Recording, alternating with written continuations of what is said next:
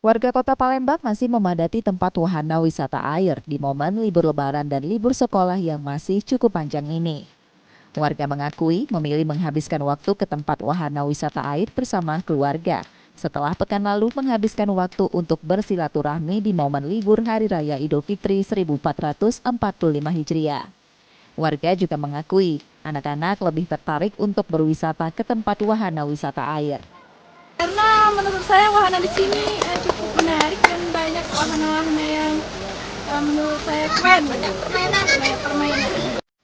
Pengelola wahana wisata air mengakui sejak libur Lebaran pada pertengahan pekan kemarin, jumlah pengunjung mengalami peningkatan hingga 300%. Jika di hari normal jumlah pengunjung hanya 500 orang, kini menembus 2.000 orang pengunjung perharinya.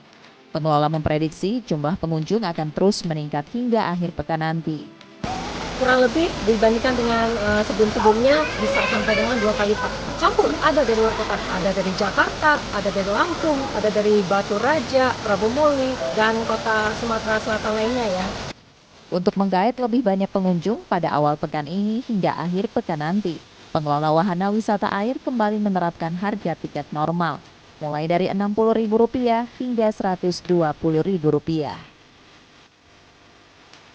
Nur Muhammad, Kompas TV, Palembang, Sumatera Selatan.